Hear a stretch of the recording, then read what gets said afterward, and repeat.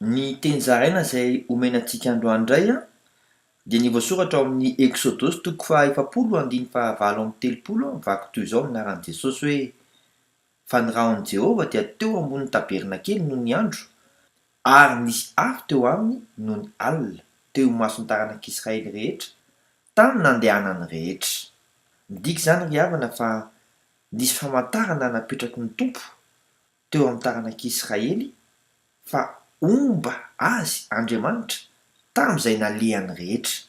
Amin'ny fotoana ankehitriny kosa dia tsy aiza io tabernakely io fa ao amin'ny tenanao olon'i Kristy. Araka ny voasoratra amin'ny Korinthiana voalohany toko fahatelo andiny fahaenina ambin'ny folo vaky toy izao minaran'i Jesosy hoe tsy fantatrareo va fa tempolin'Andriamanitra ianareo ary ny fanahin'Andriamanitra mitoetra ao anatinareo.